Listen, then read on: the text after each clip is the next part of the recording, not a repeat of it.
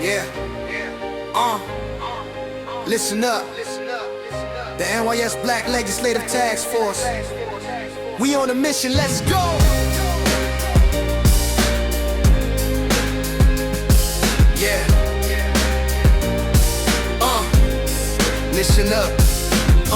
Gather round, it's time for the call. Yeah. New York State, we're here for y'all. The listening tour, it's a powerful ride. 30 million in funds, we all full of pride. Helping non-profits that serve our streets. Together we're stronger, let's feel the beats. Roosevelt to Long Island, let's raise a voice. In the heart of the struggle, we make a choice. Join the journey, make the connection. Community vibes, it's a collective reflection. From Bed-Stuy to Manhattan, the message is clear. We shaping the future with funds so dear. Queens to Syracuse, let the stories flow. Staten Island, Bronx, together we grow. Buffalo and Binghamton, don't you forget. Albany, Rochester, we ain't done yet. Non-profit leaders, step to the mic. Join forces with us, let's get it right. These funds ain't just numbers, their lives we uplift. Leveling the playing field, let's make a shift. This is more than a tour, it's a movement alive. Creating pathways so our people survive. Elected officials ready to hear our plight. Shaping priorities, we're claiming our rights. Join the journey, make the connection. Community vibes, it's a collective reflection. From Bed-Stuy to Manhattan, the message is clear. We shaping the future with funds so dear. Streets filled with hope, we ain't backing down. Hustle for our future, we wearing the crown. Every dollar a step towards healing the pain. Echoes of resilience, in the streets we reclaim. Syracuse to Buffalo, let the voices align. In unity we stand, we're destined to shine. Rochester, Albany, we're taking our call. Together we rise, and together we ball. This is the listening tour, hear our plea, this is the chance. For our legacy, 30 million in our hands. Let's strategize for our children's future. Let us rise. So mark the steps, it's a history made. NYS Black Legislative, we're never afraid. Roosevelt, Bed-Stuy, we're taking a stand. Listening to y'all, let's make this grand. Let's make this grand. Yeah. Join the journey, make the connection. Community vibes, it's a collective reflection. From Bed-Stuy to Manhattan, the message is clear. We shaping the future with funds so dear. Yeah. Listen up. NYS Black Legislative Task Force. Yeah. Good evening, everyone. Welcome to the New York State Legislative Task Force's listening tour stop here in Long Island. My name is Dorcia Williams, and I'm the Executive Director for the Task Force and the moderator for tonight's conversation. Thank you for joining us in person as we officially launch our statewide listening tour at the Roosevelt Public Library. We're excited to begin this important conversation around a $30 million funding opportunity aimed at uplifting underserved communities across the state. Before we begin, I just want to share a few notes with you all. This is a listening session. It's not a town hall. So to ensure we stay on time, we ask each participant to use 3 minutes to share feedback and one question, and we'll respond within 2 minutes. We respectfully ask that you stay on topic and focus your comments on the program areas that's on your one-pager. Also on the one-pager is a funding disclaimer. We appreciate you participating in tonight's conversation, but we cannot guarantee your organization will receive any funding. But you can connect with us to share your information and be added to our contact list so that you can receive updates and then be considered for funding once the application process is available. The task force and our fiscal conduits are still in the early phases of this funding. Specific details about the application, funding timeline, and grant amounts are not yet available. But once this information is finalized, we'll be in touch with you. Also on your one-pager is a few examples of feedback and questions to help guide the conversation tonight. You will have up to 3 opportunities to provide feedback and ask a question. Due to time constraints, we won't be able to get to everyone, unfortunately. So if you filled up the sign-up sheet when you arrived, the sign-up sheet here, we'll be calling names in that order. If you didn't get a chance to sign up, please feel free to complete the fiscal feedback form, or we'll collect your or you can scan the QR code that's on the one-pager as well. Again, thank you for being with us this evening. I'd like to turn it over now to our chair, Assemblywoman Chantel Jackson, for a few remarks. Good evening, everyone. How's everyone feeling? Well, good to see you. We have a great day to be here. I want to say thank you to the library for allowing us to have this space for this very important conversation. And I want to thank my colleagues, of course, for helping us to put this together. It is no easy task, as I know you all know, in putting together events. And an event talking about $30 million that we were able to get for the very first time in the New York State Assembly and Senate, right? This has not been, yeah, we can clap up for that. It hasn't been easy. So I am chair of the Black Legislative Task Force. Our executive director who you just met, Dorcia Williams. We all are here just to hear from you all. We really want to hear from you all on what we should be doing with this money. Now, while $30 million in my pocket would be a lot of money, it's not a lot of money when you're talking about the state of New York and the amount of disadvantaged communities that we're trying to impact, right? So one person came to me today and I, just asked, what would you like to see happen with this money? And they had a really good idea, but I just knew what was possible and what was not. So I want you to be mindful, that's my sister, I want you to be mindful of $30 million across the state of New York, not just Long Island. Even though you guys are our first stop, we're really excited to be here with you. Yeah, we clap it up for Strong Island. But yeah, this is across the state. And so, am I to acknowledge my colleagues, or? Okay, perfect. And so while I am here representing the 79th District in the South Bronx, I am not here alone. All the way here, okay, hold on. The brothers are gonna take care of that. I'm not going back there. All right. Okay, they're good. All right. All the way, probably took the longest to get here, all the way from Binghamton. We have Senator Leah Webb here with us. And also from a far away place you probably never heard of called Queens, we have Senator Leroy Comrie here with us. And because I know that there's a number of elected officials here on Long Island, I'm going to allow the Long Island delegates to introduce you guys because I'm not going to do it justice. So I just wanted to say that, I want to say thank you for being here. Thank you for listening, but thank you for giving me your feedback. It's really important. And I just want to acknowledge some people that are in the room. I just want to say that Jason Williams, former NBA player, also now Rebound on the Road, is here with us. One of the programs that I heard about while up in Albany, but here also to just meet with you guys, listen to you guys, but also advocate for themselves. So this is the moment for you guys to start advocating for yourself as well, meeting other people, networking, and making sure you don't leave here without knowing at least 5 more people than you knew before you got here. So thank you to Dorcia, thank you for the team, Long Island team, and I'm happy to be here with you all. Oh, my apologies. What's the time? You said they have how many minutes to ask a question? She said 3 minutes. 3 minutos for feedback and the question. And is there anything else they should know? So who's our timekeeper? Where are you? That's the timekeeper over there. She seems sweet, but she's not. Once you get a mic in your hand, she's gonna be like this. Get up, okay? So just be mindful, 3 minutes, okay? Thank you, Chair. We'll turn it now over to our task force members for their introductions and remarks. Hello? There we go. So my name is Assemblymember Kwani B. O'Farrell. I represent the wonderful District 11 covering both Nassau and Suffolk counties. I've been in office since the last election. I represent a very diverse neighborhood. And the great thing about my neighborhood is they always give me feedback, even when I don't want to hear it. So quite a few of them actually came all the way from Wyandanch and other parts of District 11 just to be a part of this listening session.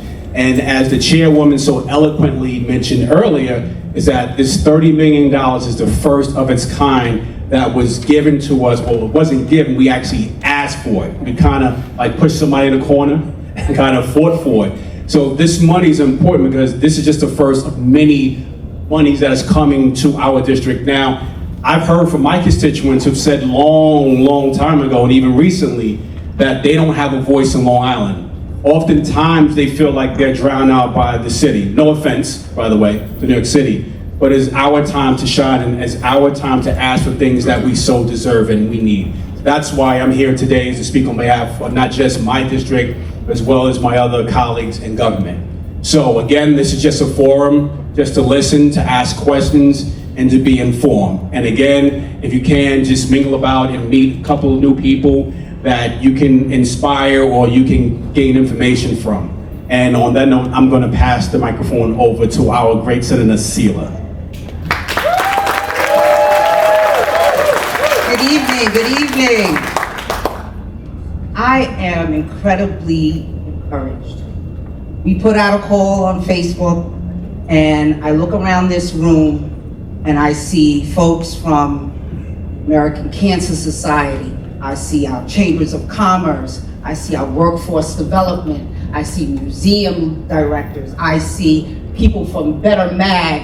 I see people from work all over who are working, boots on the ground here on Long Island. And so I'm encouraged, I'm thankful. I'm thankful, number one, for the leadership of Chantel Jackson, Assemblywoman, who chairs this Black Legislative Task Force with distinction. She is all about the business, right. And she made sure that we had an opportunity to get this $30 million. And I want to explain, I want to explain how that works without taking too much time. See, the governor puts out her own budget, and then the Assembly will put out a budget, and the Senate puts out a budget. And it was the leadership of Chantel Jackson who said, we should all ask our leaders for $30 million in the budget. We asked for 50 first, you're right, and we got cut back. So we learned this game early. You ask for more, because you know you're gonna get cut back. So we asked for 50 and we ended up with 30. And so I'm happy that we're here today to be able to discuss how we move forward. And I wanna thank Joy Rankin, who is the director of the Roosevelt Library, for opening her doors to us here today. So when you came in, you heard music outside, we're in here. It's not uncommon to see this library used as a community space. And I'm gonna take just personal privilege for 1 second. And that's why when I fought for a pilot program to have social workers in libraries, that's why when I received it, I was able to come right here to Roosevelt and say, you will be the library that will pilot the program. So along with Uniondale's in the house too. So we're about the business, we're up in Albany, but you're always center of heart and mind. And so tonight, you're gonna hear from organizations who can tell you how to access that money, and please ask all the questions that you can during that time. May God bless each and every one of you, and thank you for the labor that you do in the vineyard. Thank you and good evening to everyone who is here. I am Noah Burrows, Assemblyman of the 18th District, and I am so pleased to see the room as well attended as it is. And I will also just say, whenever I see something that's big, something that's monumental as this is, I just want all the people in the community, and that's you, yourselves. Give yourselves a round of applause, because without you, we don't have anything. One thing I wanted to do is that give our leader in this task force as much credit as she deserves. And that's Chantel Jackson, our Assemblywoman, because she had a vision, she had an idea, and she was able to implement the idea, and actually pulled me along and told me, I don't have a choice. You're part of the Black Task Force, so you're willing to work. And I said, you know what, it's for a great purpose. I love what it's for, and I consider her my little sister. So she acts as if she's my mom, so take that, right? But I just want to take a moment to say thank you to all of the other elected officials that are here. And so, call your name, County Legislator Scott Davis is here, so I want to thank you for being here. County Legislator as well, Olena Nix, he's here as well. Hempstead Village Trustee, William Whitaker, he's here as well. County Legislator Seth Kozlow is here as well. I do notice some clergy. I believe we gave our kudos, but we'll give it again to Senator Comrie, who is here as well. Senator Honorable Leah Webb is here as well. Kudos. I also do see some chamber president, NAAC president, would like to give you all credit as well. And so I want you to all be so excited. I want you to know this. Who we have, 5 or 7? So the big, yeah. Big 5. Okay, so we had the big 5, and so let's say 7, right? Of the 7, 11 groups that all put in for funding, give yourselves a round of applause, because guess what number you are of the 11? We are number 2.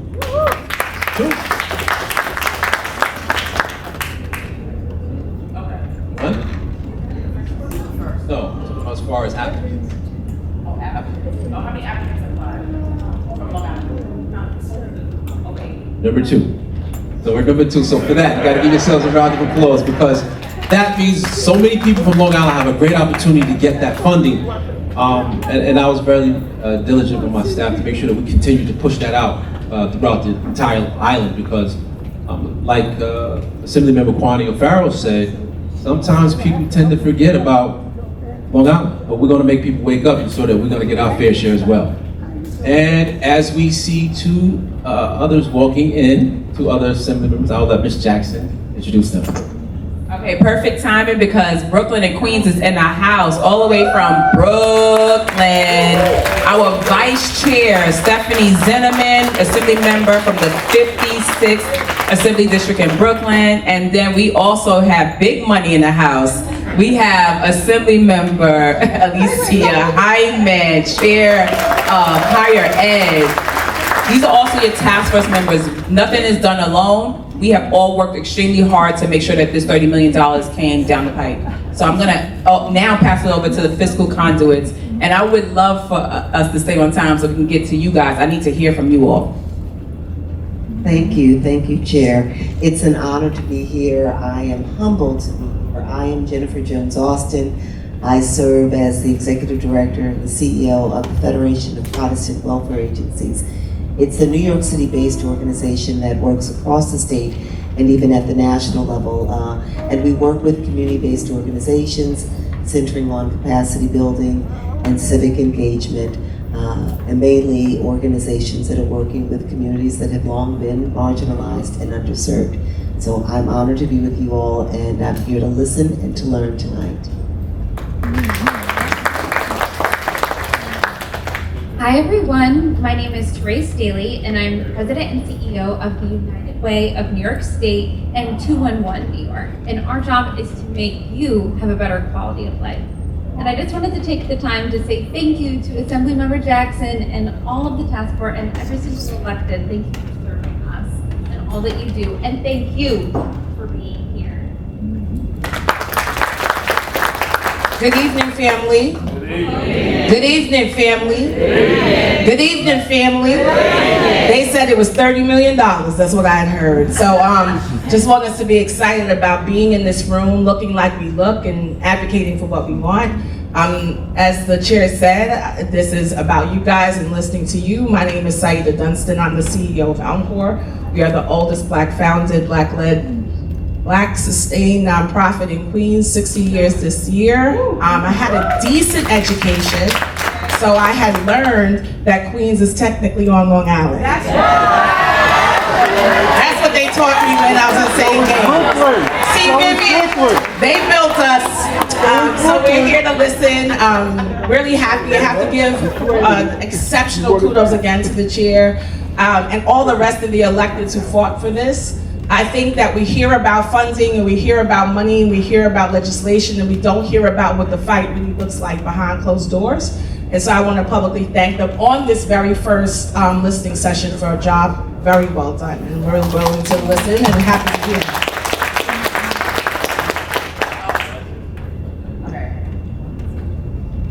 Okay, I'm not sure if this is the last introduction, but Queens is definitely in the house, and we have Assembly Member Clyde Vannell here. Big deal because he helped us put our task force together. So all the funding and finances and all things tech, we go to Clyde Vannell for. So I'm passing it back over to our Executive Director, Dorcia.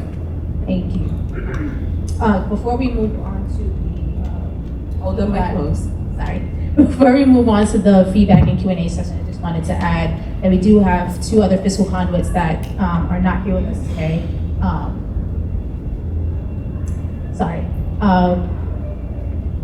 List New York, Valerie White, and we have New York Urban League, Arbor Rice as well. You guys will get a chance to interact with them once the application process is available. So now for the community feedback and Q&A, we have first Robert Lepley, if you can please stand. Come on, Robert. Come to the.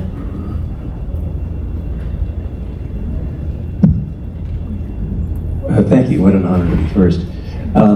My name is Robert Lepley. For 20 years, I've been working with nonprofit organizations in Hempstead primarily that deal with gang prevention and intervention, and also with alternatives to incarceration.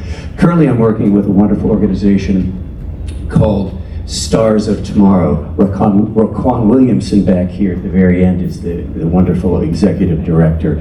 The staff and some of the board of this organization, they've done time in prison, they've been in gangs, they've come out, they've turned their lives around, and they are therefore called credible messengers. They're credible because they can go into the community and deal with high-risk individuals, and they will listen to them and they would learn. So we're hoping that there would be money allocated for mentoring youth. We have had programs in the ABGS middle school in Hempstead for a number of years, and starting this fall, there will be another program where our credible messengers will go in to classrooms of specially selected high-risk individuals. They're 7th graders. One of the best ages for these kinds of individuals to be there because they're encountering grown-ups and they're growing up themselves.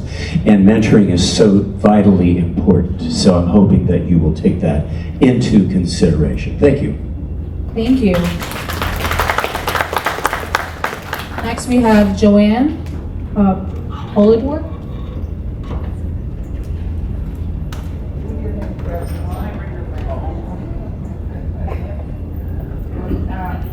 I told him I did not know what the program was all about, so I would sit and listen. Can I just add, to our executive director, I just want to tell you guys how this works. Some people are probably like, what's a fiscal conduit? And if you're not in the space, you may not know. But basically what happened was we got the $30 million, but we have to funnel it through a place. And the place that is going through to get to the nonprofits for the actual service are these people you see up here, in addition to LISC and New York Urban League, Arbor Rice and Valerie White. So that's why they're here. So each of the groups, and it's in your one pager. I know I get papers and I don't really read them either. But if you read them, you'll see that there are items in different places that we're looking to utilize this funding. And so we want to hear your feedback based on, maybe we picked some things that you think are great, and then there may be things that we didn't consider that we should be adding. So when you're thinking about your questions, think about those things. Like, what would you like to see your $30 million being spent on that we may not have thought of, or something we should be expanding on that we did think of. So I just want to put that out there. Thank you. Next we have Gloria Gant. Hello, good evening. My name is Gloria Gant. I'm a registered nurse, and I look through your categories for health and mental health. I'm the executive director of Better Health Connects, and we go into the community providing health expos with screenings, talks, and mentoring, as well as exercises for the youth. And one of the things that I did is I had volunteered at a career day in one of the high schools. Very disturbing that in 11th and 12th grade that individuals do not know what they want to be when they grow up. So Better Health Connects help them to get directed and guided in doing that. So we're hoping that in your choices and selection, and we did apply for the grant, that you will consider grassroots organizations of individuals. I've been a nurse over 30 years, and I have been a director of nursing and the CEO of the health entities. So I thank you. This is a great cause for all of us in our communities.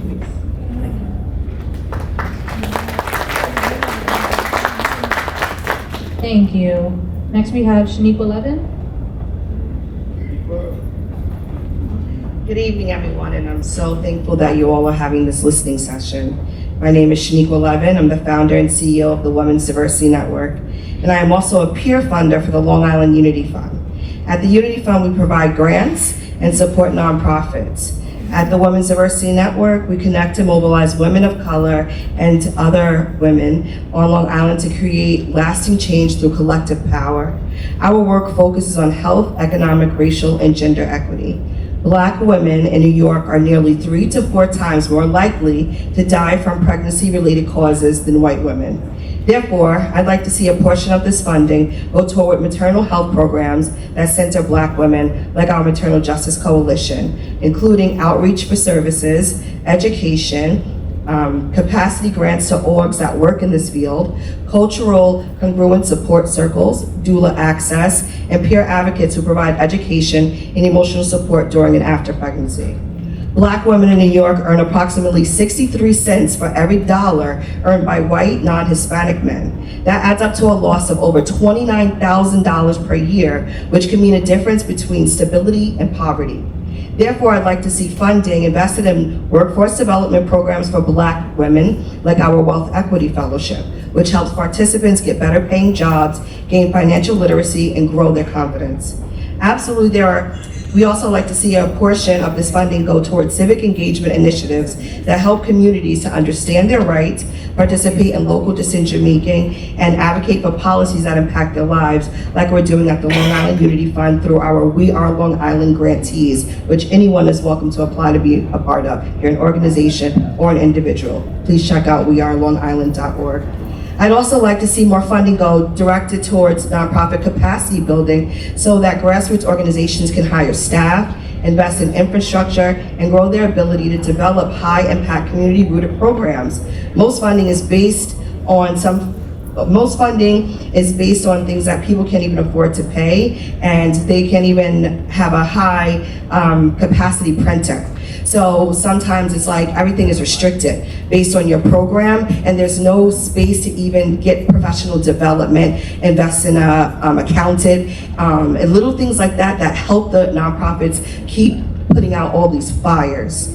And finally, I strongly recommend that funding not be distributed through reimbursement-based systems. Smaller nonprofits like ours often don't have the cash flow to fund expenses while waiting for repayment. The structure blocks access for the very organizations doing the grassroots work that you want to support. If we want real equity, we need real access to funding. Thank you.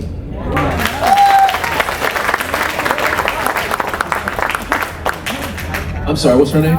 Shaniqua Levin. Thank you for speaking reality into what we need, because it's one of the most important things that I've been preaching from the beginning of me being in the assembly. People tell me that I want to move too fast as far as government, and it doesn't work that fast. Well, I say we need to change some of the old ways of working. And what you just said is not having to have it spent and reimbursed. It's tough, but I'm glad you brought that up, so I want to commend you for that. See, that's my assemblyman too. It's my brother. And Shaniqua, she's my constituent. And I feel your pain. I feel many of your organization's pain, because I went through it with my organization, Cops and Kids Long Island. We try to bridge the gap between youth and law enforcement. And the organization, I'm not no longer part of it, but the organization is still owed money. And it's very, very difficult. And many times we were using money out of our own pocket and our own savings, because we understood the mission. And the mission was to save our young people. That's what our mission was. So I agree with what Noah is saying, is trying to change things so that you can continue to do the work that government can't.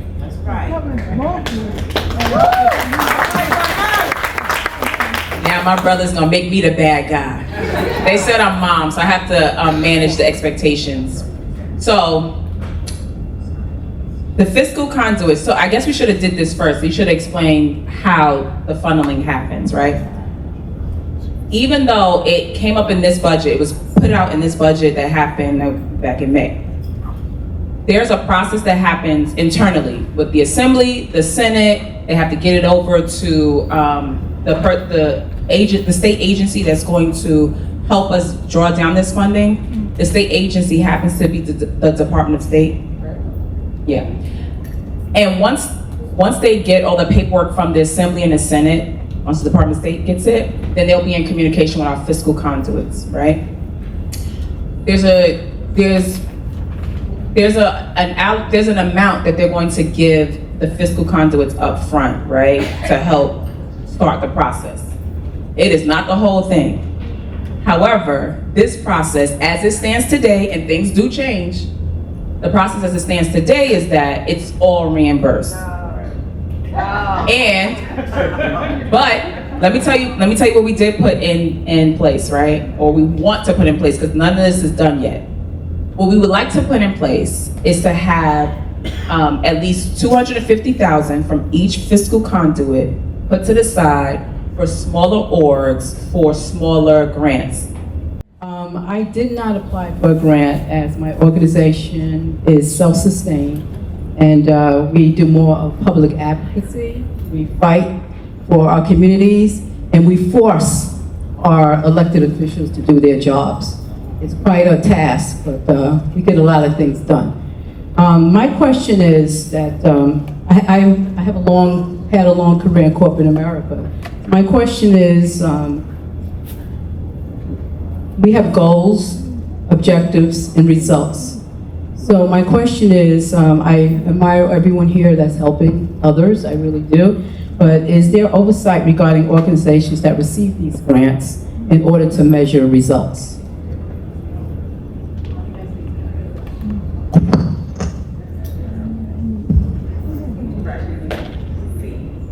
So there's a couple things happening, and I appreciate when the chair tried to level set expectations, but I also want to make sure that we respect like roles, right? So the electeds got the funds, they're going to go through a fiscal conduit. It's the fiscal conduit's responsibility to provide the oversight, to assure that the outcomes are done, and to create what we believe the goals are for the community.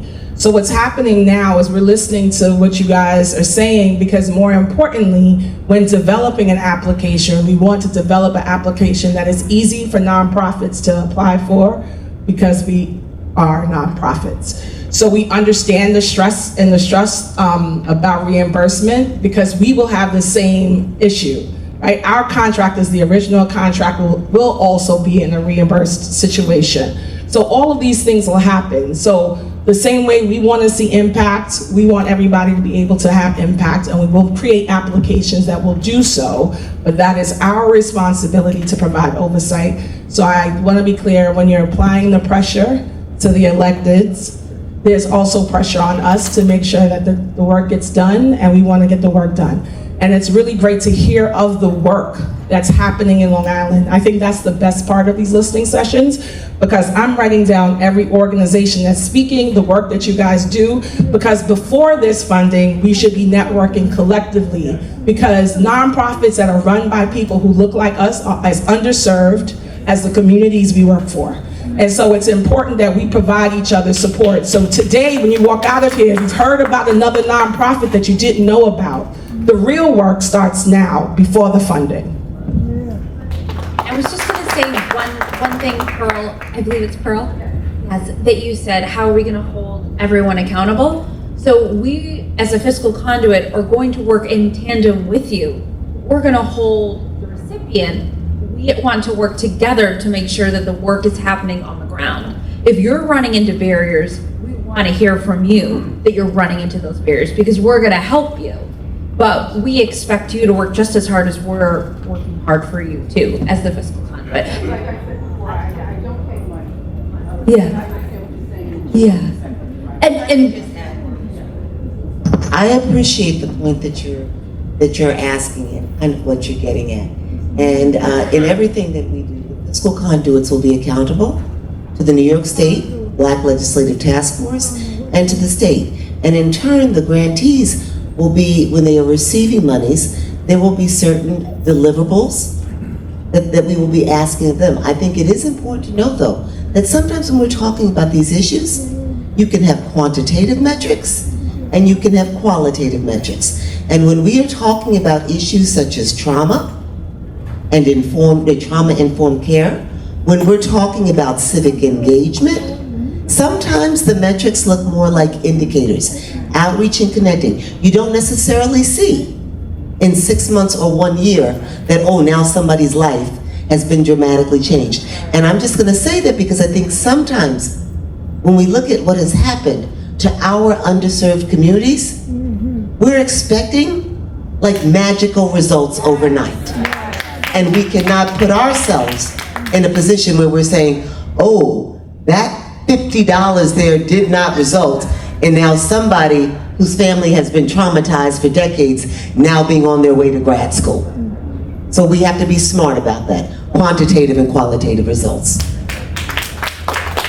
And I just wanted to add to that, there are responsibilities that nonprofits need to take into account. Make sure you're doing your 990s, make sure you're doing all your accounting measures. Because what I've been doing, I've been coming across, I've been taking meetings with a lot of nonprofits in my district, and I've been through the process. I know what it's like to form an LLC. I know what it's like to form an S Corp and a nonprofit.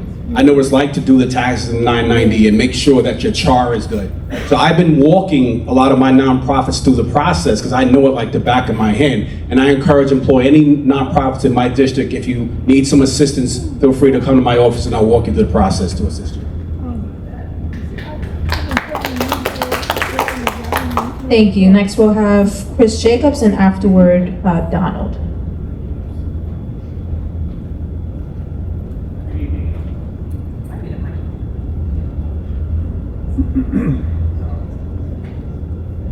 Good evening, everyone. Thanks for coming. I'm looking at this flyer here, and I'm referencing the mental health crisis.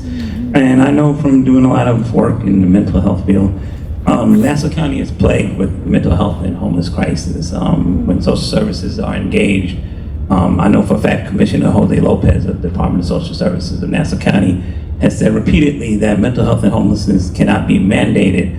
It must be volunteered by the individual. I mean, people who live around Nassau County and in the 5 boroughs. I'm originally from Queens, High Senator County. Nice to see you. You represent my home, my real home, my original one. Yeah, I saw your meetings. Yeah, getting back to the point.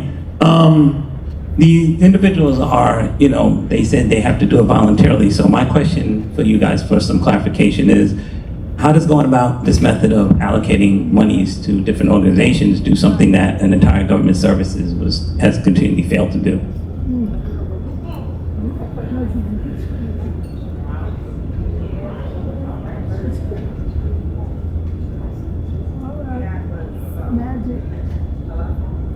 Hi.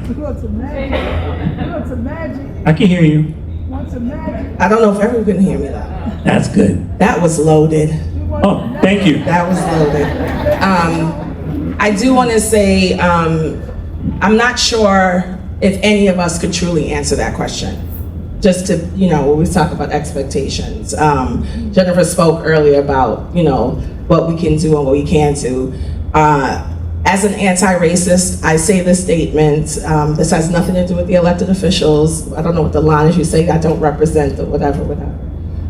But as an anti-racist, we always say we don't expect government to fix what government has done, right? As an anti-racist, doing the work.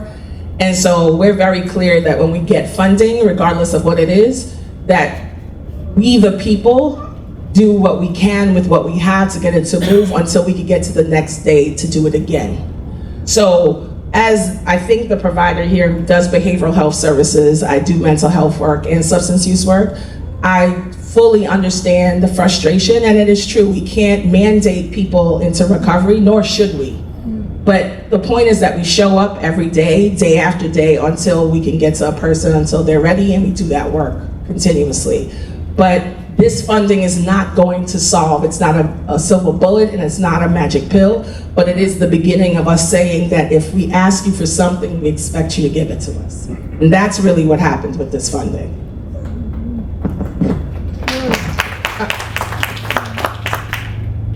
Chris, I just wanted to build on that.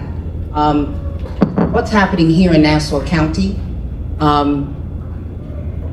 is part and parcel with who is administering the programs.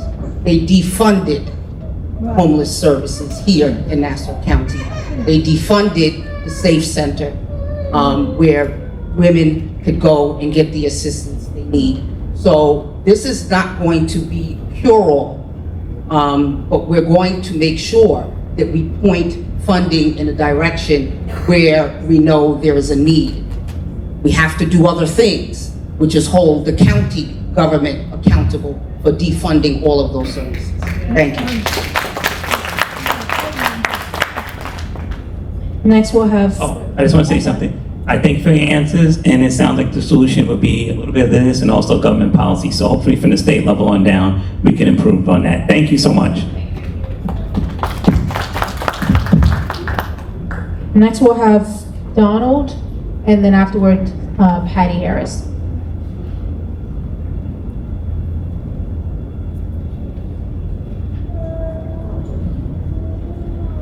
Good evening, everyone. My name is Donald. I'm a Hempstead Village resident, been there for 19 years. I'm just going to piggyback off of Chris because mental health is such an important issue. I'm a certified life coach. I've coached and helped people get on programs to help them mentally, spiritually. My question is economic development in the village of Hempstead. I see a lot of improvements coming in the village as far as building. I'm just asking for, my question is transparency, career training, higher education, and accessibility to the process. Because, for example, my Hempstead app, sometimes when I go to the app, I'm not able to find certain things that I'm looking for. So I'm asking for a little bit of transparency, if that's possible, and how that will work. Thank you.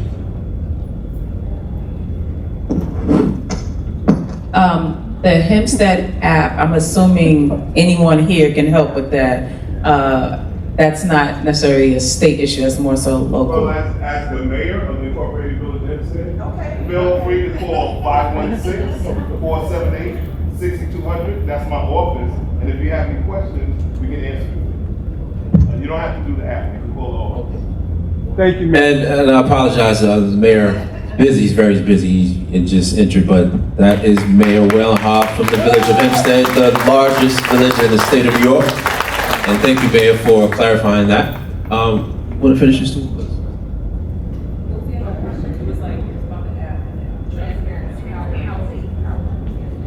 Which part of transparency?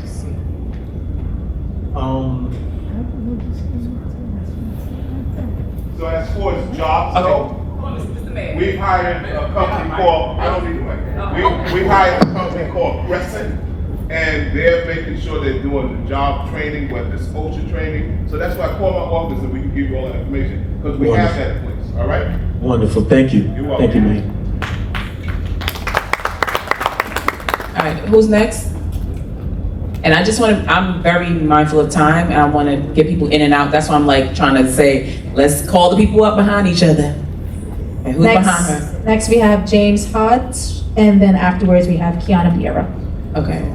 Hi, my name is Patty Harris. I am the widow of the late Melvin Harris Jr. You know him, some of these organizations like NAWC, Ocean Gardens, he was the president of it. So I brought my husband to Long Island, and he passed away every 10 years in this November. So, living in Uniondale, I grew up in Uniondale. I went to school in Uniondale. I went to school in Hempstead too, so I have both of them in my blood. My question is my quality of life for the criminal part. The shot puts for where they have, for you to hear gunshots, it does not work when they have holidays, when they're doing fireworks. On 4th of July, a bullet came through my house, from the front to the back. Because it was so much fireworks, the shot put could not hear the bullet. So I would like to know what type of funding will be going to what organization that you have in place for the criminal part, that they can help update those shot puts, because that's helping the quality of life for the police to get there quicker. Sorry, Your shot spotter you're talking about, you know, we do have to deal with that. For those of you who know, I'm also a village trustee of the village of Hempstead, so. No, I wouldn't know that because I don't see you coming to Uniondale. So. We are. So that we're clear, she said Uniondale, not Hempstead. Yes. That's right. So when you deal with issues with shot spotters during the 4th of July fireworks, it's something that it's almost, you're working out the kinks of it, but No. How many years have I don't think you know too much about Uniondale. So what I'm trying to say is, how many years have they had? They have to update it now because you have more people doing fireworks like crazy.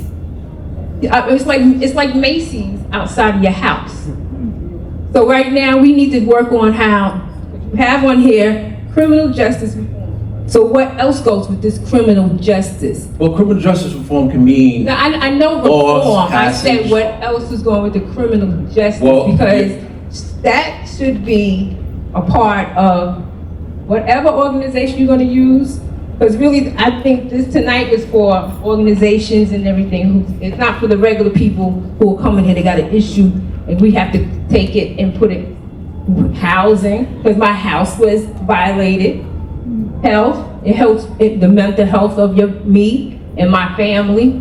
So I guess it's totally into the criminal justice part. So if I may, I very much appreciate what you're saying, and I'm glad that you're talking to us, because what you're doing for us is helping us to define the specific areas and issues that you want us to center on. So we're here to actually hear from you, not to tell you the money's going to this one or two specific things within a category. We're here to learn from you, and so I'm expressing my appreciation to you because you're telling me that this is an issue that we've got to look at and lean into. So I thank you for that. Yes. What type of organization will handle that also? Right. I would like to know an update on that later on. Okay. Thank you very much. No, I know they can. Thank you.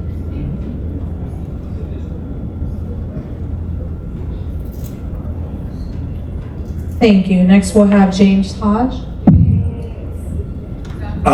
Very quickly, but part of me speaking, can we just give them a round of applause, all of these wonderful Black elected officials that are here. So as part of my speaking, I just wanted to thank you all for being here, cheer, and to all of you, all of the elected officials that are here, all of these amazing organizations. My question, in working with nonprofits for many years, chairperson and volunteering, one of the things like we keep hearing is the training part. So 990s, Chart 500s, and getting education in training. Did work with United Way, Nassau County, and also Youth Board here in Nassau County, and the putting in the voucher, and you're supposed to get it a month back, and you get it 6 months back, and you don't have many sources of funding, and so you're running out of, been through all of that. What I would say to this group, and it's so good that you have Black Legislative Task Force. We're so scared, some people, to use the word black and the fist. Woo, that's some good stuff up there. So I just want to say, can you, in putting this application together, that you mandate probably, right, that there should be some type of training with the task force that's going around saying, just like we're doing here, but it's a whole training for nonprofits to sign up. We took nonprofit training in Adelphi, and other places to give us the training to understand the nonprofit center gives out a lot of training and free training for executive directors. So to the task force, I didn't hear it, but I know that you guys would do it, but it would be really good in understanding how to keep your funding after you have received it. And also a lot of nonprofits are, filling out the application and don't know that they may get denied for all of these things that they're lacking with their boards and minutes and all of these updates. And as things change, how to holistically approach new grants that are coming out. So again, thank you to the task force. Thank you for all you do. Thank you for all of these elected officials being here, not just talking about it, but being about it and securing this $30 million. Thank you so much. James, really quickly, I just want to say, you made a great point.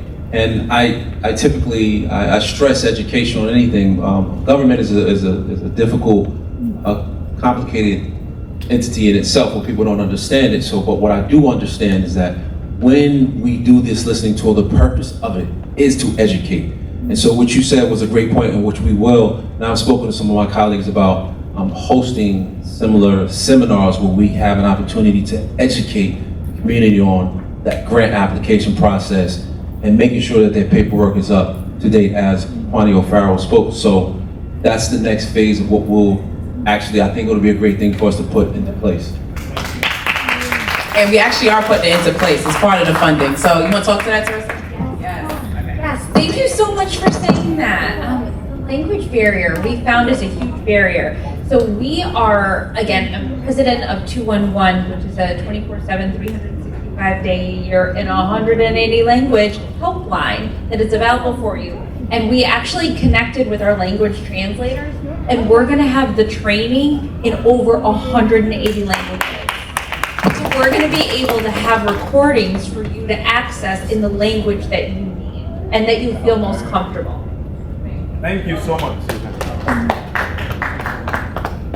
So a big part of this this mission that the task force was on was to make sure that nonprofits received capacity building.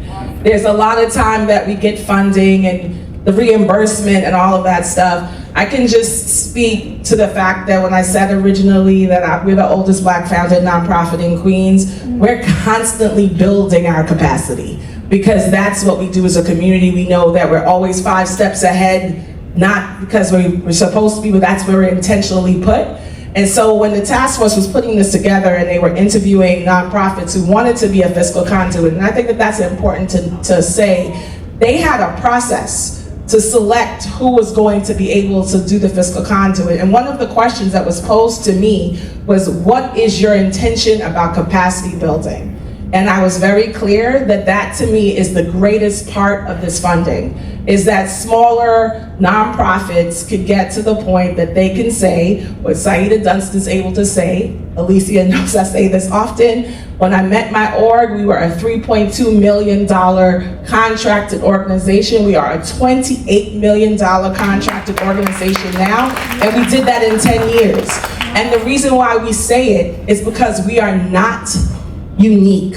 We can all do that, but someone's got to build the capacity. And the task force was very clear that that is a part of their intention in this funding, and that we need to be held accountable to make sure that the capacity works. So the reason why I'm saying while we're here now, let's connect, is the capacity building can start now. Yes.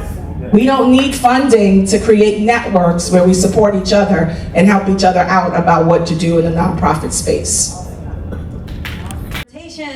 Sorry. I have 2 questions, and I thank you, the task force, for coming out here. I told Senator Sila I would be nice.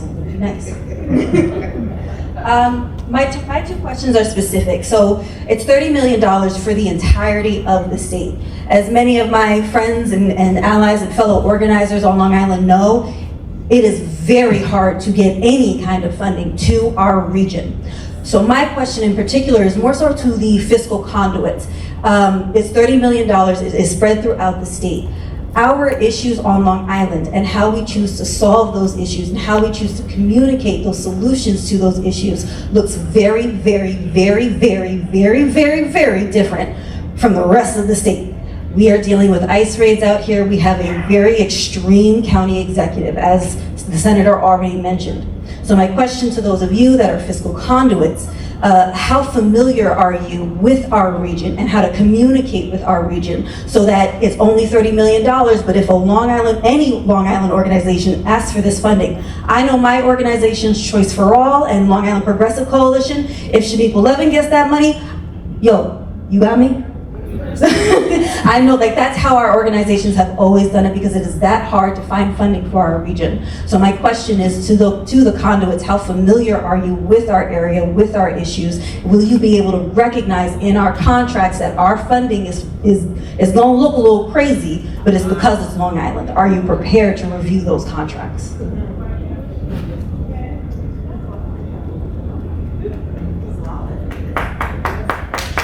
All right, here we go. I am not readily familiar, but it's my responsibility to become familiar.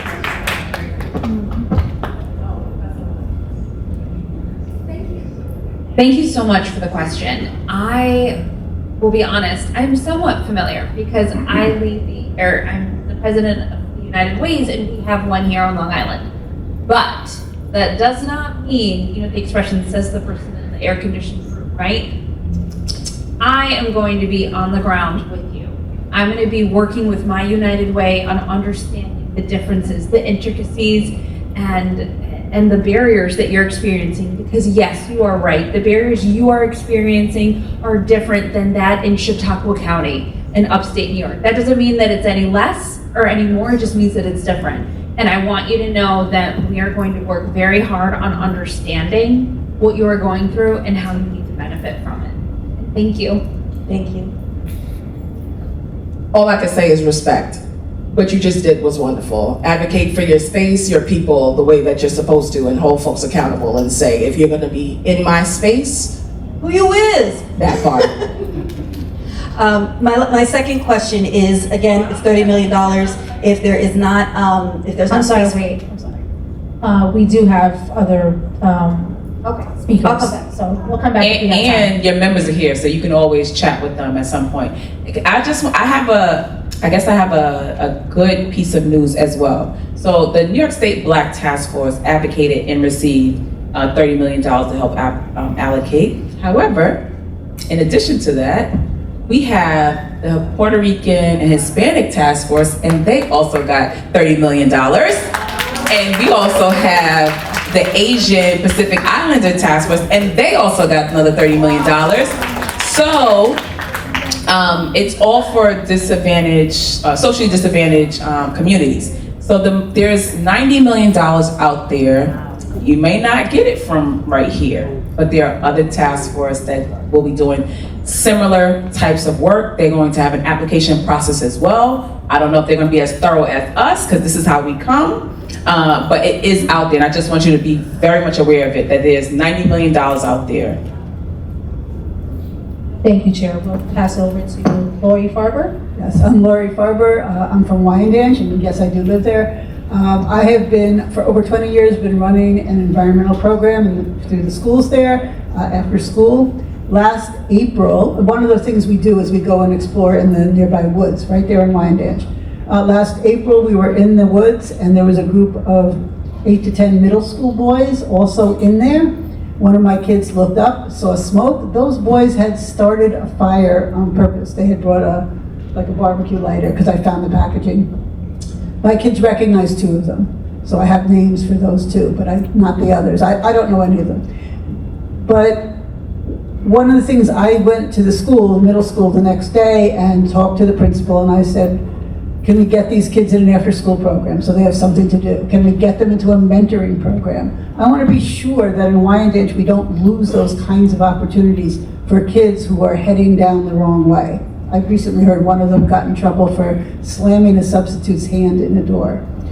One of the 2 boys. So, I don't know them. Anyway, that was one thing I wanted to make sure that I felt was important in Wyandanch. The other was, I had a conversation last week with our school district lunch manager, and she told me that much fewer families are coming for the free lunches, the feeding program. Much fewer families have their kids signed up for summer programs throughout the community, not just the school district ones. And they're not coming for fear. And to me, that immediately said, we have children here who are not getting fed. And I'm very concerned about that. I don't know what I can do right now. But we badly need a community garden, the real kind of community garden like they have in Huntington, where people have their own plot and can grow what they want. We also need to basically restart and regrow our middle school garden that we've had for some years and mostly was destroyed. So we need gardens where we can grow food, where people can grow their own food. That's something else that we badly need, because there is a need for food in that community. Thank you.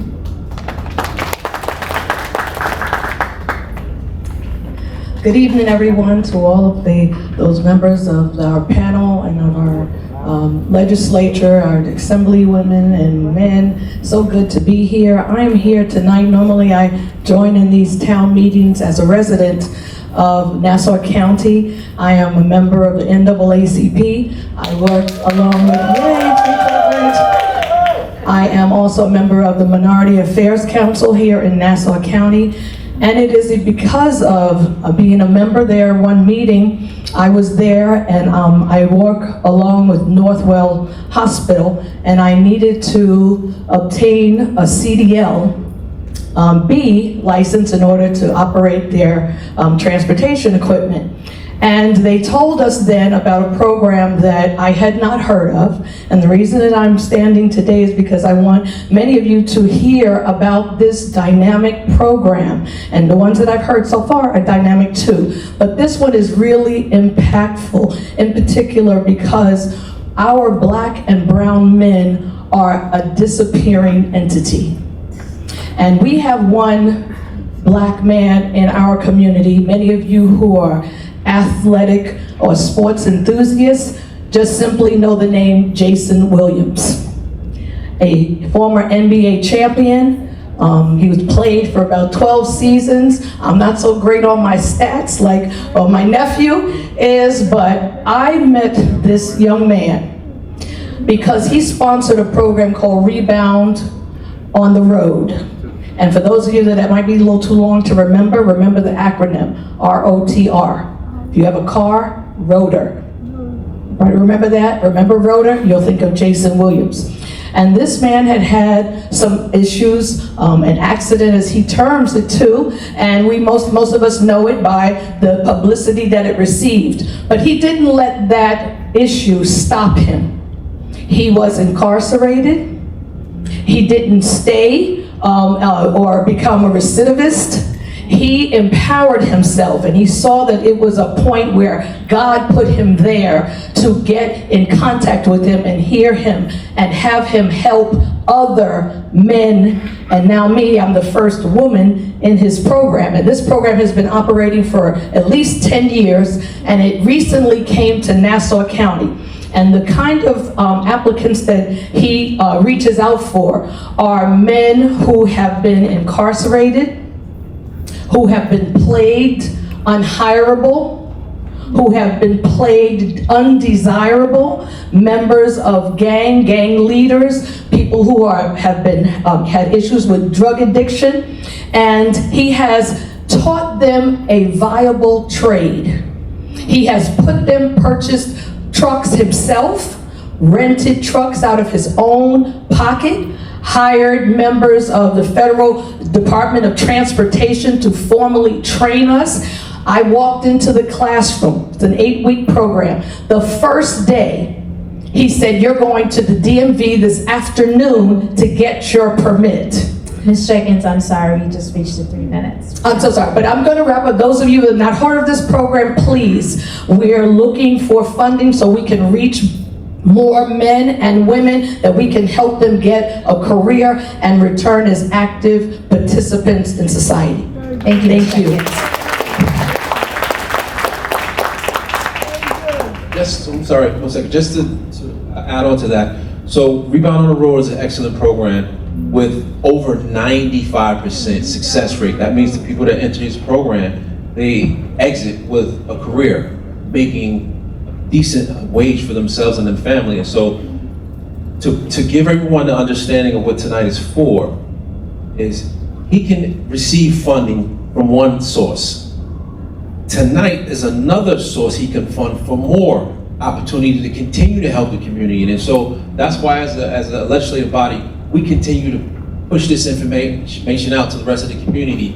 And I always try to stay in contact with Jason, let them know there's more opportunities for grants, and that's what we're going to continue to do. So that everyone knows that it's not just this one, as Chantel spoke of. There's also other funding that you can look for. So we want to continue to push that out for everyone. Thank you, Asana. Awesome. Good evening, everyone. My name is Diana Rose, and I'm here by way of my nonprofit as well as for-profit, Diana Rose and Associates. I just want to greet all the elected officials. Thank you for having this forum, to having us be here, to learn about the process and what's available. I do have to acknowledge my elected officials, Senator Leroy Comrie and Assemblymember Alicia Hyman, as well as Assemblymember Clyde Vernell. One, I am asking a question because this I found is the easiest way to network with everyone. Hi everybody, I'm Diana Rose. I would love to meet with you all. So that's the easiest way to announce myself. And second, I also serve on the board, the Community Advisory Board for Northwell Health, Long Island Jewish. I've been on the community board for about 2 years now. And they have reached out to me because of my background in community development. I stand here proud, and also here because 5 years ago, at a very similar forum like this at Queensborough Hall, they had a forum regarding the JFK redevelopment, $19 billion redevelopment program. And I asked a question and planted a seed in 2018. And I can stand here extremely happy and proud to lead a portion of that $19+ billion redevelopment as the program coordinator for the JFK Airport Institute of Concessions. So I figured I'd plant some seeds here tonight and just figure out how I can be an asset to this task force. So thank you.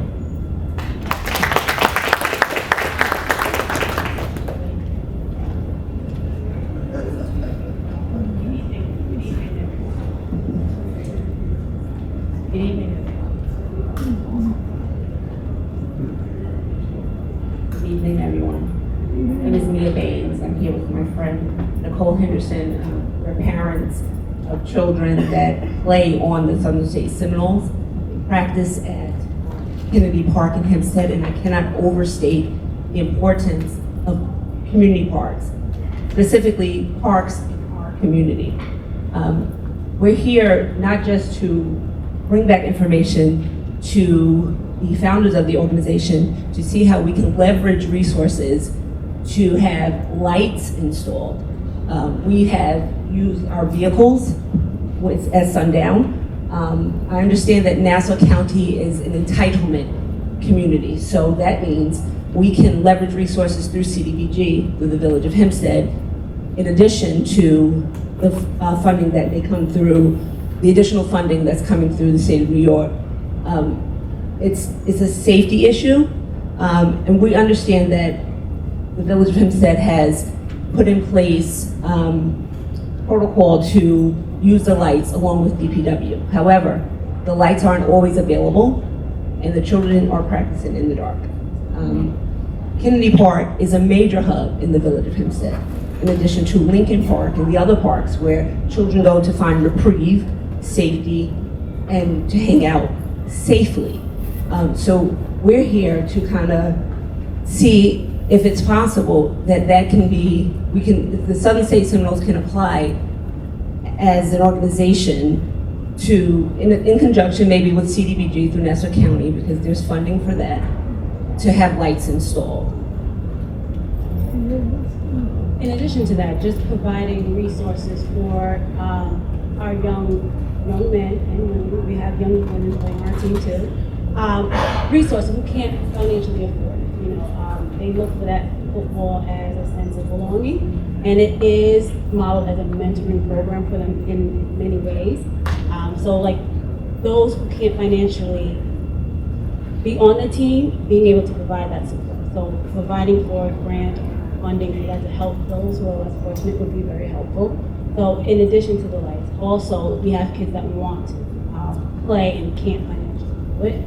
Internally, what we have done is we sponsored families, but hearing about this grant, it would be great if we could see if we had opportunity to apply for that. In addition to that, I also wanted to extend, I am also the Nassau Division Director for NYSW, and I hear a lot about mental health, and I would be open to partnering.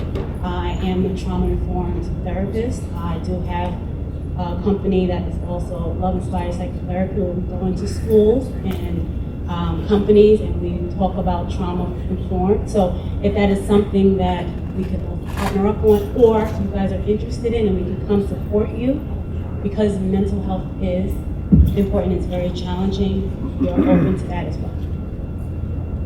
How'd I do it? Thank you. Oh, okay. I just wanted to address the question regarding the lights at the park.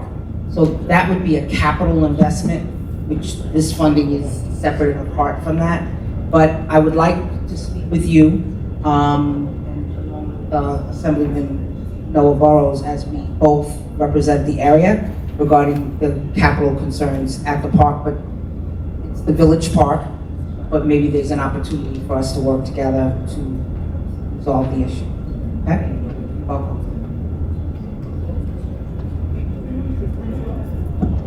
Next, we'll have Reverend Benjamin.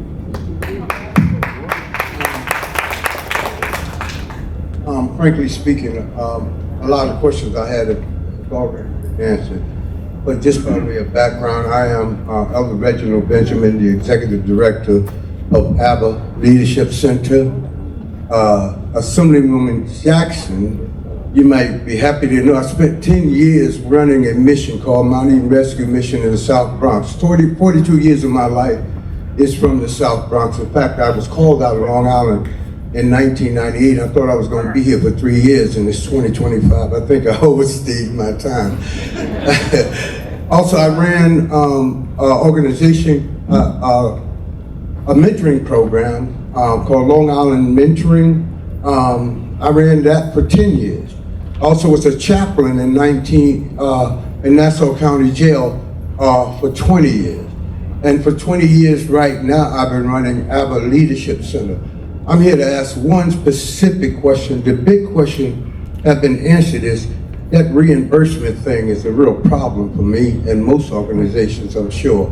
But we're getting ready to open up a job development center. That's where I ran into you, Noah, Assemblyman Noah, excuse me. That whole first floor, we're opening that for a program to help people in job development, help some of the young men and women get into meaningful jobs. I think the best job for young men coming out of the criminal justice system and for them to fit into is those construction type jobs. It wears them out so they can't go back in the streets, for one thing.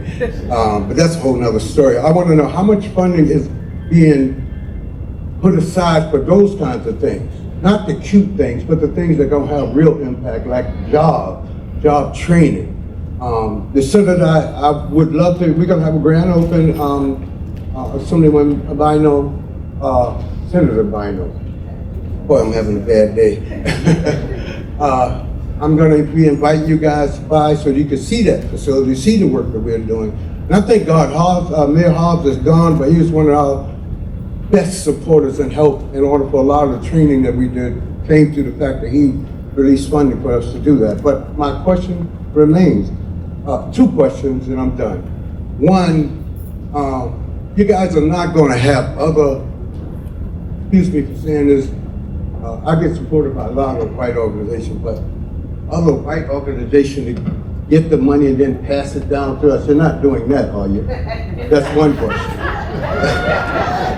Why are you trying to get us in trouble, Rev? I'm going to leave this alone. That's my question and I'm done. Lord But yes, workforce development is extremely important. It's actually one of the pillars that we are focusing on, and we are hoping that funding goes towards workforce development. So yes, to his question. Thank you, and we'll now turn it over to Ms. Renee. Good evening. Thank you so much for this. This is an amazing opportunity to actually have our voices heard with what's going on in our areas. My name is Renee Daniel Flagler. I am the president of the National Cares Mentoring Movement. And our work is really around inspiring hope, healing, and transformation in our young people. So we do the workforce development, but we also do the wellness and the mentoring healing, because it's really hard to put skills in a young person's hands if they are experiencing a lot of trauma and don't have the mental or emotional capacity to actually utilize the skills that we're trying to teach them. And so with that, while we are a national organization, we have boots on the ground right here in New York State. And our biggest initiative right now, in addition to really helping the most vulnerable youth across the country, those dealing with poverty and the traumas of poverty, is Black child suicide, which the rates of Black child suicide has risen 144% in the past 6 years. So I would love to see the work that's being done to help eradicate those issues, to address the mental and the emotional wellness issues that come from youth who are in poverty-stricken communities, and really be able to help transform their lives. And even for a national organization, we have boots on the ground right here. So knowing that we could come to our local partners to say, here's what we're doing here in this area, and that we would be eligible for opportunities to gain access to funding to do this work. Thank you. Next, we'll have Minister Lick.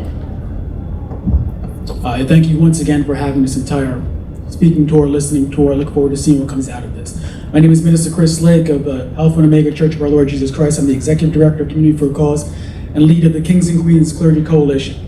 We are currently running a Summer of Peace initiative in Bronx. We're looking to give youth between 16 and 24 years old as many stipend-based volunteer opportunities and job opportunities as possible, basically doing cleanups, doing food pantry distribution, as well as mural cleanups to revitalize the Bronx area. Granted, this is a Long Island meeting, so I will verify I am from Long Island. I was raised in Plainview, went to school in Mineola. I live in Queens now. Leroy Comrie is my senator. Good to see you. But there's a lot of things to cover. We all have similar issues that we want to make sure that our communities and our youth are taken care of. I'm targeting the Bronx right now for a number of reasons. I have a big part of my heart's in the Bronx. It has high poverty, high crime rate. And Frederick Douglass said it best: it's easier to build strong children than to fix broken men.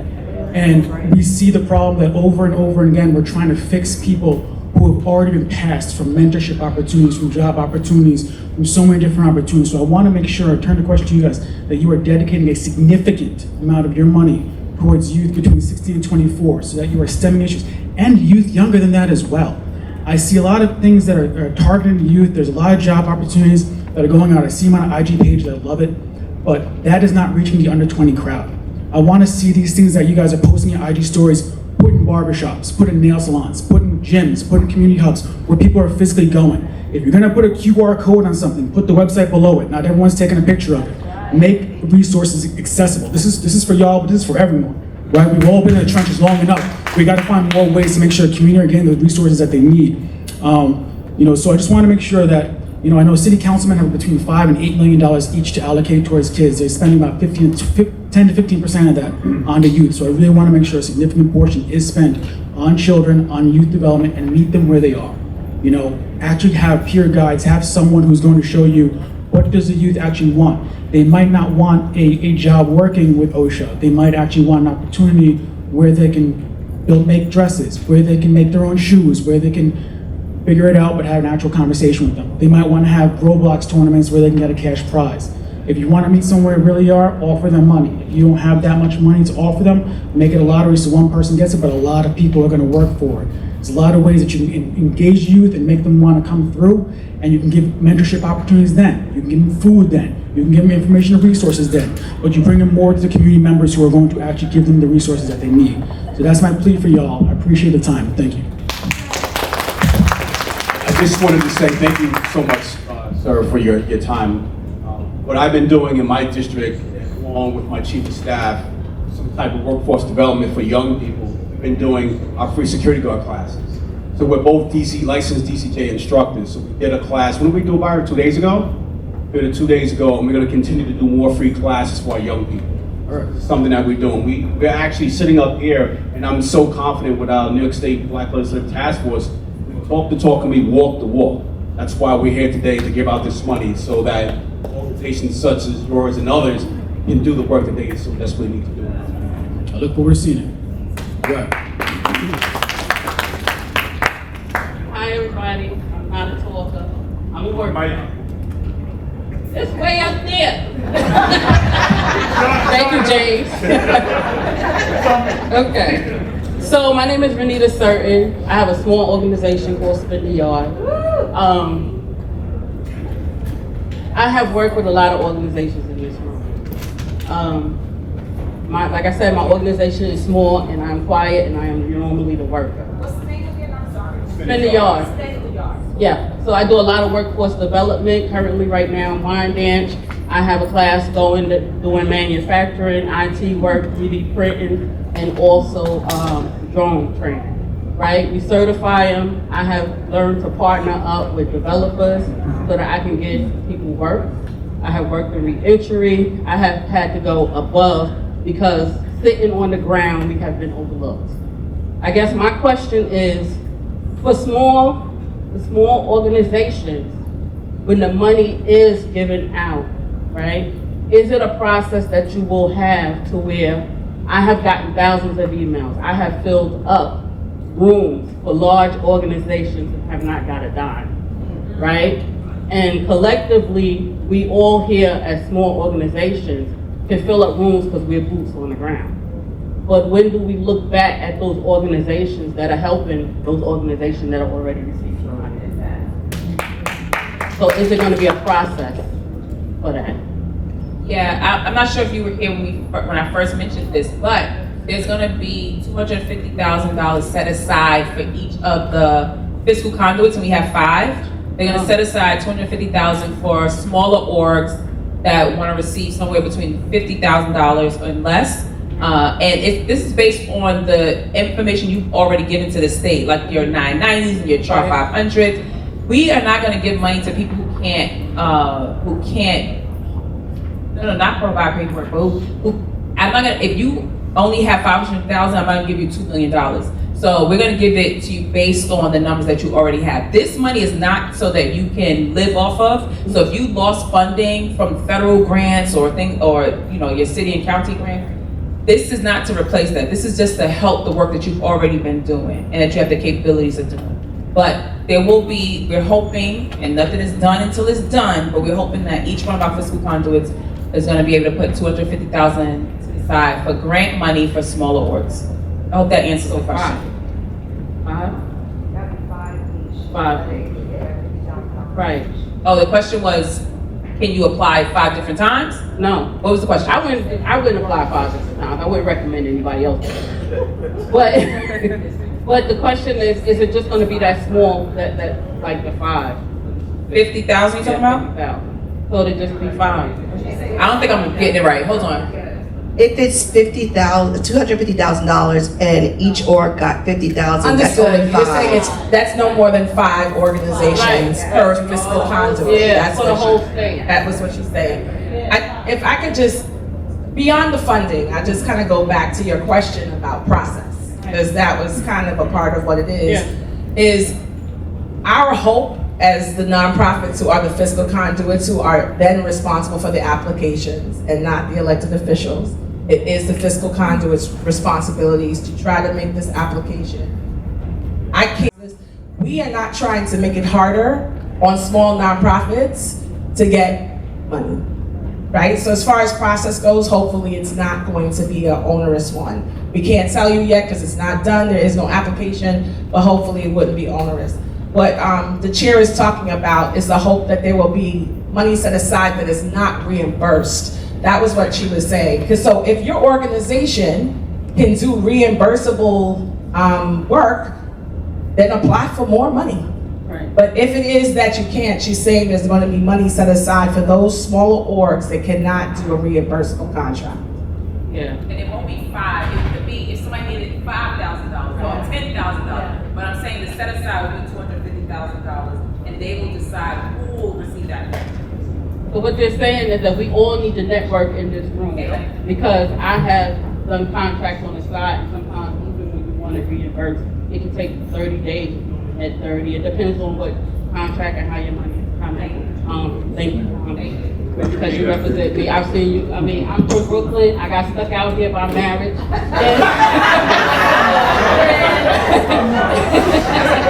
You're welcome. But the fight is really real. Thank you. It's just track of time is 7:47, and we have a hard stop, but we do need to give them back their space at 8 o'clock. So these are our last few questions. Good evening, everyone. I'm Femi Falade. I'm a climate and health implementation scientist, and I'm with Climate and Health Equity Foundation. What we do is we conduct research on the health impact of flooding and extreme heat, and we leverage faith-based organizations in underserved communities to connect with young people in those communities, and we build capacity around disaster risk management. Some of the program areas that's listed here covers housing, economic development, workforce development, nonprofit, and we have some organizations that already work in areas that cover many of those areas. For instance, climate change, it impacts health, housing, economic development, and we know that climate and health issues are environmental justice issues. So my question is there a priority in the selection process to look at organizations that are already doing work around climate and health, one, and organizations that falls into those program areas? Is there a priority for them? And for organizations that are looking to expand what they're already doing, is there a priority for such organizations? Thank you. And I want to say thank you to everyone that made this funding available. It's really important. It's going to go a long way for people looking to make use of it. Thank you. I just wanted to follow up and say thank you so much for your comments. At 211, we really think of health as an aspect of it is how to handle your health in a crisis. So we do. Oh, sorry. We at 211 we handle a lot of disasters and we follow it and consider it under the health category. So I really do hear you when you say that. I don't feel comfortable making a commitment how we're going to rank anyone. We don't think that any person is over one person. But I think each of you, the work that you are doing is incredible, and that is holistically part of the application. And you'll have time to talk about that in the application. And thank you. Very much appreciate it. I'll just add, we can't say enough how much we appreciate Black Legislative Task Force for making this funding available, doing the work to make it available. There's a lot of work to build out the infrastructure itself that is going to drive the release of the money. And so we're not sitting here saying this one thing is a priority or that one thing is a priority. All of us know and appreciate these are all priorities. Like everything is integrally connected. And so we have to be smart and thoughtful about how we build this out in a way that it creates the foundation to help show the need, the response, and the potential to keep building it over time. But it's not a situation where it's like, today this is the priority, or that's the priority. All of these things are integrally connected. Well, good night, everyone. I want to say thank you to the audience for coming and supporting the speakers, because they need to hear the voices. And thank you, speakers, for listening to the voices of the people. For most, I want to say that I do work for the county in the Human Rights Department. I'm the pre-trial coordinator. And what I do, my work is actually working with the justice involved. And sometimes I know we turn blind eyes on that population. So that's why I know God put me in that position there to speak out, to advocate for them, because I have to be the voice for them. So with this 30 million, I do hope that from hearing the voices, stress more into that capacity, I do hope that we'll be able to focus and at least make a difference for that population. So what I would like is to see a portion of that $30 million allocated to establish a decentralized location. Maybe we could name it the one-stop facility for individuals returning from the jail. This center could offer essential workforce services such as the educational support, job readiness training, skill building, resume assistant, interviewing preparation, and so forth, which I know some of the organization here already doing that. So I'll try to collaborate with you all, but we gotta make a big change for that particular population. Thank you.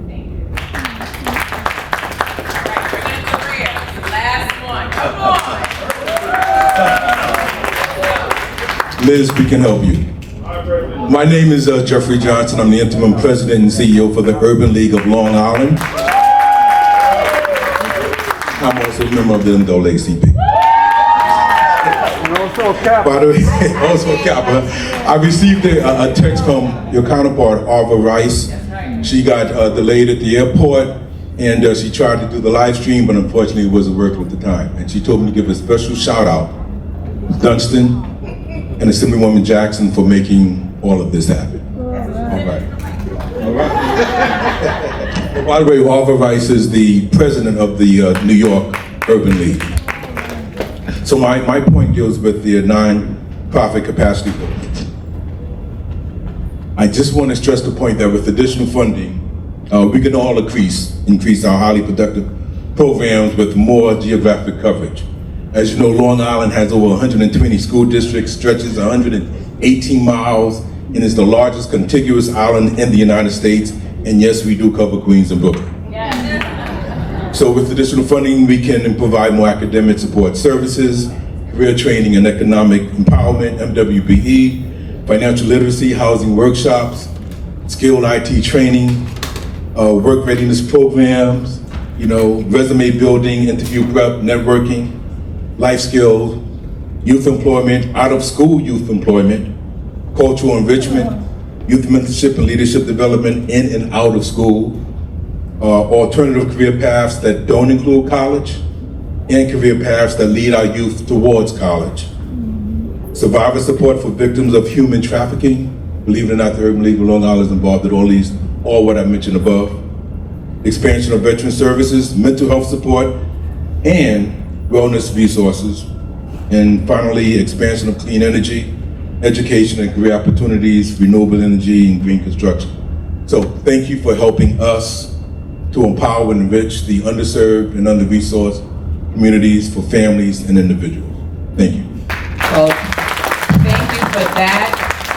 I want to say thank you to all you guys for coming out and having this important conversation. We have taken notes on everything you said. I know some people may have not been able to ask a question at this point, but we did submit, if you gave us your contact information when you RSVP'd, you can also fill out the form online, if I'm not mistaken. Yes, there are some people who ask me, well, what do I do with the form if I want to take it home? You can take it home, but then you have to bring it to the office of one of these members here, or you can email it to our Executive Director, Dorcia Williams.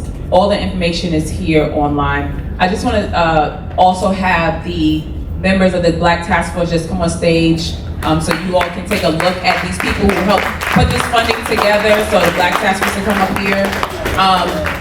And just so you know, this is the first the first stop, just the first stop of the 11 stops that we're going to do for this funding allocation. So I want to say thank you to Long Island, Strong Island for coming out, standing strong, united. Because you gave us your contact information, you are now in our news blast. So whenever there are changes that are happening, we will make sure to contact you. If you did not fill out the intake form or RSVP online, you are missing out. So please go back outside, give the information so that we can be in contact with you all. Thank you so much for being here. God bless you and good night.